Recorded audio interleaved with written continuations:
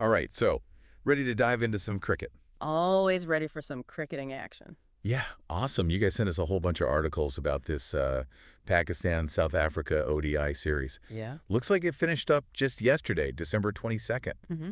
Sounds like a pretty intense finish, too. It was. It was. I know going into this final match, Pakistan had already kind of sealed the deal, right? Yeah, they'd already taken the series. So going for the clean sweep in this last one, That's right, yeah. which they got, They did, yeah. 3-0. Yep, a dominant performance. Yeah, sounds like it. Though I did read South Africa was missing a couple of their big names, right? Yeah, they were missing a few key players. Oh, maybe not quite a fair fight. Well, even without a full-strength squad, they gave Pakistan a run for their money. Okay, So, still a good contest. awesome. Well, one name that kept popping up in these articles was Saim Ayub. Ah, yes. Seems like he's kind of the guy everyone's talking about right now. For good reason. Definitely want to dig into his performance a bit later, but first, let's set the scene for this final match. Yeah. What were some of the, standout moments? Things that really grabbed your attention? Well, the final scorecard shows Pakistan winning pretty comfortably, 36 runs. Mm-hmm. But there were definitely some twists and turns along the way. Oh, I bet. For South Africa, their captain, Temba Bavuma, Yeah. he didn't have a great outing. Oh, no. Dismissed pretty early for only 8 runs. 8 runs, ouch. Yeah, not the start you want as captain. Especially in a big match like this. Exactly. So, not ideal. Okay, so bit of a shaky start then for South Africa? Yeah, for sure. Did they manage to, pull it back at all after that? De Zorzi and Van der Dusen, Okay. they came in and tried to, steady the ship. Right. But Pakistan's bowlers, they were just relentless, Yeah. keeping the pressure on. And then you had this, really incredible moment. Oh. Sufyan Mukrem, making his debut, Okay.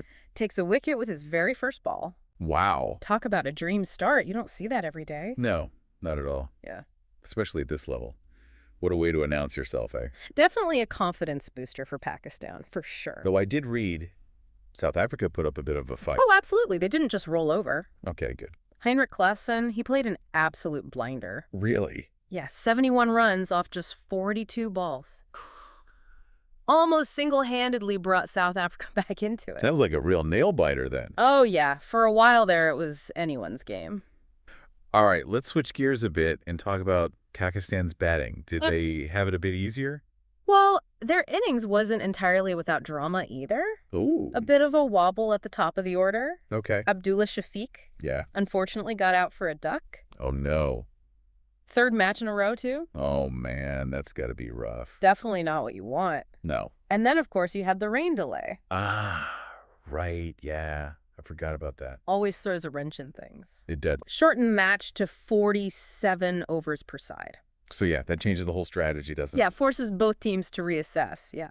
Well, even with the rain and the, tough start, Pakistan still managed to put up a pretty impressive 308. They did. So what were some of those key partnerships that drove that? Well, Babar Azam, Pakistan's captain, Yeah. and Saim Ayub. Okay, our rising star. Yeah, they put together a solid 114-run partnership. 114, that's huge. And it wasn't just about the runs. They were rotating the strike well, picking off the bad balls. Yeah. Real masterclass in ODI batting. So Saim Ayub really living up to the hype then. Oh, absolutely. And, he didn't stop there. No, he kept going. He and Mohammad Rizwan Yep, another seasoned Pakistani batsman. continued the momentum, added another 93 runs for the third wicket. That's right, yeah. So he's playing a blinder, too. He is a real force to be reckoned with. It's like he's almost single-handedly carrying the team. He's certainly a key contributor. I'm dying to hear more about the Saim Ayub, but before we do that, Okay. can you remind me, the format of this ODI series? I know you mentioned Pakistan already won before this final match. Right, yeah, so this was the third Okay. and final ODI of the series. Right. They'd won the first two pretty convincingly. So already secured the series win. Exactly. So going into this match. It was all about the clean sweep. Exactly. Winning all three. Okay, so even though, the result didn't change who won the series, still a lot at stake, especially for Pakistan. Absolutely. Pride on the line. Yeah, A clean sweep is a big statement. totally. All right, back to our star player. You said Saim Ayub scored 2 centuries in this series. He did, yeah. That's incredible for anyone.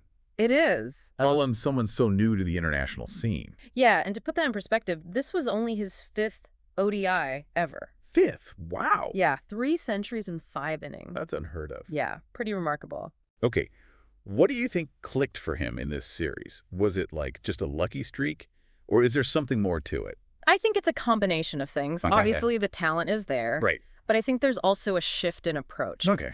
We're seeing this especially in the shorter formats of the game. Yeah. Players aren't afraid to take risks early on. Oh, interesting. Put pressure on the bowlers. So it's not just about, like, hitting big shots. It's more about that mindset. Exactly. Disrupting the bowler's rhythm. Exactly, yeah. Dictate the pace of the game. So Saim Ayub has that skill set. He does. I mean, he's got the technique. Technically sound, Yeah. wide range of shots. But it's that mindset, that attacking intent. That's what sets him apart, yeah. You mentioned a shift in ODI batting. Are you saying this, like, aggressive style is becoming more common? Definitely. Really? Yeah. I think teams are realizing, especially in the 50-over format, Yeah. building a big total quickly, Okay. often the key to victory. So you can't be too cautious. No, not really. Especially on those batting-friendly pitches. So this aggressive style, Yeah. is it something that can be taught?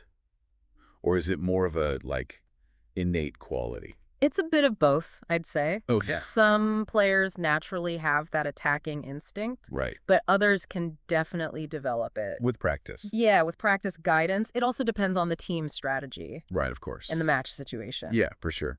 It makes you wonder what this means for the, more experienced players on the Pakistan team. Right. Do they feel any pressure to adapt to this new style of play? I think there's definitely a sense of that. Really? Yeah, Ayub's emergence has kind of shaken things up a bit, Yep. but it's a healthy competition. Okay. Pushes everyone to raise their game, Right. stay on top of their form. So maybe some of these veterans are feeling a little threatened by this young upstart stealing the spotlight. Perhaps. Yeah. But at the end of the day, it's about the team. If Ayub's performance helps Pakistan win more matches, that's all that matters. Absolutely. Speaking of the team, this series wasn't just about Saim Ayub, was it? Who were some of the other standout performers for Pakistan? Well, Babar Azam, the captain, Yeah. world-class batsman, brilliant leader. He led from the front, Okay. scored consistently throughout the series. Yeah, he's super reliable. His partnership with Ayub in the final match, Yeah. that was crucial in setting up their big total. What about the bowlers? Pakistan's bowling attack has always been, like, pretty formidable. Oh, yeah. They're a force to be reckoned with. Anyone really stand out in the series? Well, apart from the debutant, Sufyan Mukem. Right. With his fairy tale start. Yeah, you can't forget that. But Shaheen Shah Afridi, Okay. he was, as always, a constant threat. Yeah, he's amazing. One of the best fast bowlers in the world right now. I love watching him bowl. Swings the ball at pace, can be unplayable on his day. So it sounds like Pakistan has a pretty well-balanced team then. They do. Mix of experience and youthful exuberance. Yeah, it's a good blend. And that's what makes them so dangerous. Exactly. All bases covered. All right. Before we move on to the upcoming test series, Okay. let's talk a bit more about South Africa. We focused a lot on Pakistan's successes. Mm-hmm. But were there any, like, bright spots for South Africa in this ODI series? Oh, absolutely. Okay, good. Despite the series loss, Yeah. they showed a lot of fight. Okay. Some individual brilliance. Yeah. Heinrich Klaasen's knock in the final match. Right. Testament to that. Yeah. Almost pulled off a miracle chase. Yeah, almost. And then Rassie van der Dusen, Okay. he was their most consistent batsman All right. throughout the series. So he's a good, solid player. He is. Anchors the innings well. But they were missing some key players, weren't they? They were.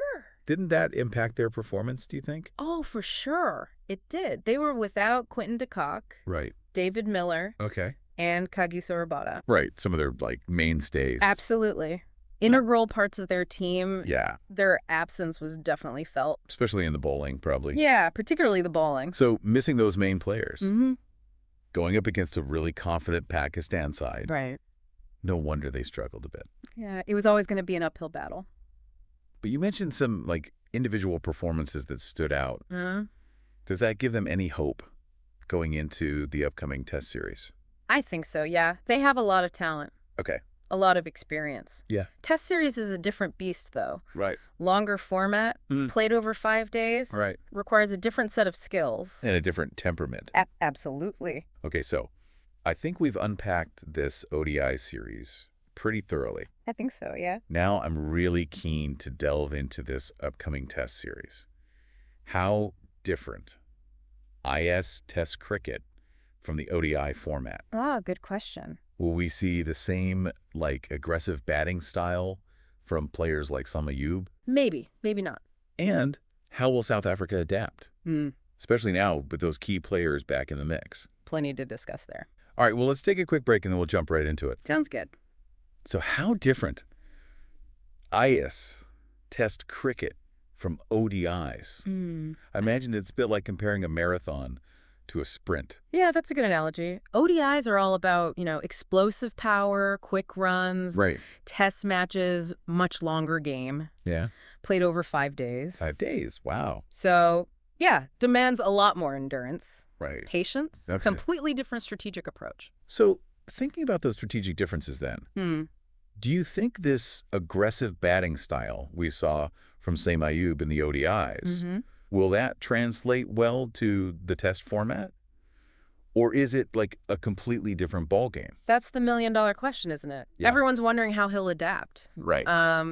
There's definitely a place for aggressive batting in test matches, Okay. especially in certain situations. Right. But it needs to be tempered with, patience, Yeah. ability to build an innings over a longer period. Right, because you've got potentially 5 days to bat. Exactly. You can't just go out there swinging for the fences from the get-go. Right. It's about picking your moments, playing the long game. Literally, yeah. What about the bowling? Do the same principles apply? Well, in terms of bowling, the focus in test cricket Yeah. shifts more towards consistency, Okay. control. Right. It's less about taking quick wickets, Okay. more about building pressure, Yeah. wearing the batsman down, creating those opportunities for breakthroughs. So it's like almost a chess match. Exactly, yeah. Both sides trying to outmaneuver each other. Test matches, they ebb and flow. Yeah. Momentum shifts back and forth. You might have a session where the batsmen are on top, Right? scoring freely. Yeah. And then suddenly, the bowlers come back with a flurry of wickets. It's that unpredictable nature that makes Test cricket so compelling. And what about the mental side of things? Yeah. 5 days of intense competition, that must take a toll on the players. Oh, absolutely. The mental aspect of Test cricket, Yeah. often what separates the good players from the greats. Right. You need incredible concentration, Okay. resilience, Yeah. the ability to stay calm under pressure. Right. It's a real test of character. So for someone like Saim Ayub, relatively new to the international scene, Yeah. stepping up to Test cricket, that's got to be a huge challenge. It will be. It Yeah. will be. But, he's shown tremendous composure, Okay. maturity for his age. Yeah. So it'll be fascinating to see how he adapts. Yeah, how he handles those demands. Exactly. What about the South African team, then? You mentioned they'll have their key players back for this test series. Right. Yeah. How much of a difference do you think that'll make? Oh, it's going to be huge. Having guys like Quinton de Kock back, Mm-hmm. David Miller, Yeah. Kadiso Rabada, Right. they bring so much experience, Yeah. leadership, Mm-hmm. winning mentality. Especially playing on their home turf. Exactly. They must be feeling pretty confident about turning things around. I think so, yeah. Yeah. Home advantage can play a big role in test matches. Right. They'll be familiar with the conditions. Yeah. The crowd will be behind them. So looking at both sides then, what are the key factors that you think will determine the outcome of this test series? Well, for Pakistan, Yeah. a lot will depend on how their batsmen adapt, Okay. especially Saim Ayub, Right. to the demands of test cricket. Yeah. Can they maintain their focus, their discipline Right. over these long periods? Yeah. 5 days. Exactly. Can they withstand the pressure Mm-hmm. that the South African bowlers will undoubtedly exert? Okay. And for South Africa? For South Africa, their bowling attack is key. Right. They need to strike early. Put Pakistan under pressure. Mm-hmm. Their batsmen also need to step up. Yeah. Put runs on the board. So it's going to be a fascinating contest then. Oh, absolutely. Both teams with their strengths Hmm. and weaknesses. Yeah. Any predictions? Oh, it's too close to call at this point, really. Yeah. Fair enough. Both teams are capable of winning. Mm-hmm. It'll come down to who can execute their plans better, Right. handle those pressure moments. Well, I, for one, can't wait to see how it all unfolds. It's going to be a thrilling test of, Mm-hmm. skill, Mm-hmm. strategy, Absolutely. temperament. Test cricket at its finest. And for those listening, as you follow this test series, here's a thought to keep in mind. We've discussed, the technical aspects, strategic nuances, the mental challenges. Right. But what about the, historical context? Oh, yeah. This rivalry between Pakistan and South Africa, it's produced some epic battles over the years. It has. It is. So how will this latest chapter unfold against that backdrop of, history, sporting drama? It's a question worth pondering. It is. It is. Well, thanks for joining us for this deep dive. Thanks for having me. Until next time. Cheers. Keep exploring and keep learning. Absolutely. So how different is Test cricket from ODIs? I imagine it's a bit like comparing a marathon to a sprint. Yeah, good analogy. ODIs, it's all about explosive power, quick runs, test matches, much longer game. Yeah. 5 days. 5 days. So, yeah, it demands a lot more endurance, patience. Okay. Completely different strategic approach. Okay, so thinking about those strategic differences, do you think this aggressive batting style that we saw from Saim Ayub in the ODIs, will that, translate well to the test format? Or is it a completely different ballgame? That's the big question, isn't it? I mean, everyone's wondering how he'll adapt. Right. There's definitely a place for aggressive batting in test matches. Okay. Especially, in certain situations. Right.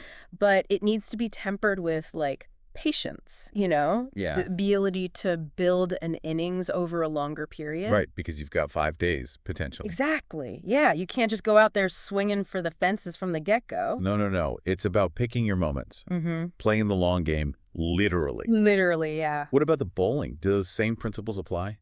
Well, with bowling, the focus in Test cricket shifts more to consistency, control. Right. It's less about, taking those quick wickets. Okay. It's more about building pressure, wearing the batsman down, creating those opportunities for breakthroughs. So it's almost like a chess match. Exactly, yeah. Both sides trying to outmaneuver each other. In test matches, they ebb and flow. Yeah. The momentum shifts back and forth. You might have a session where the batsmen are on top, scoring freely. And then all of a sudden, the bowlers come back with a flurry of wickets. Oh, wow. It's that unpredictable nature that makes Test cricket so compelling. What about, the mental side of things? Yeah. 5 days of intense competition? That's got to take a toll on the players. Oh, absolutely. The mental side of Test cricket is often, what separates the good players from the greats. Right. You need incredible concentration. Okay. Resilience. Yeah. The ability to stay calm under pressure. Right. It's a real test of character. So for someone like Saim Ayub, relatively new to the international scene, stepping up to Test cricket, that's going to be a huge challenge. It is. But, he's shown tremendous composure, maturity for his age. Okay. So it'll be really interesting to see how he adapts. Yeah, how he handles those demands. Exactly. What about the South African team then? You mentioned they'll have their key players back for this test series. Right. How much of a difference do you think that'll make? Oh, it's going to be huge. Having guys like Quinton de Kock back, David Miller, Kajisa Rabada, they bring so much experience, leadership, winning mentality. And especially playing on their home turf. Exactly, yeah. They must be feeling pretty confident about turning things around. I would think so. Home advantage can play a big role in test matches, They'll be familiar with the conditions. Right. The crowd will be behind them. So looking at both sides then, what are, the key factors that you think will determine the outcome of this test series? Well, for Pakistan, a lot will depend on how their batsmen adapt, especially Saim Ayub, to the demands of Test cricket. Can they maintain their focus, their discipline over these long periods? 5 days, yes. Exactly. Can they withstand the pressure that the South African bowlers will undoubtedly exert? Okay, and for South Africa? For South Africa, their bowling attack is key. They need to, strike early. Okay. Put Pakistan under pressure. Right. Their batsmen also need to step up, put runs on the board. So it's going to be a fascinating contest. Oh, absolutely. Yeah. Both teams with their strengths and weaknesses. Yep. Any predictions? Too close to call at this point. Yeah, fair enough. I think both teams are capable of winning, It'll come down to which team executes their plans better and handles those pressure moments. Well, I, for one, Can't wait to see how it all unfolds. It's going to be a thrilling test of, you know, skill, strategy, temperament. Absolutely. Test cricket at its finest. And for those listening, as you follow this test series, here's a thought to kind of keep in mind. Okay. We've discussed the technical aspects, you know, the strategic nuances, the mental challenges. Right, right. But what about, like, the historical context? You know, this rivalry between Pakistan and South Africa. It's produced some epic battles over the years. It has, it has. How will this latest chapter unfold against that backdrop of history, you know, sporting drama? It's something to think about. It is, it is. Well, thanks for joining us for this deep dive. It's been a pleasure. Always a pleasure to talk cricket. Until next time, keep exploring and keep learning. Cheers.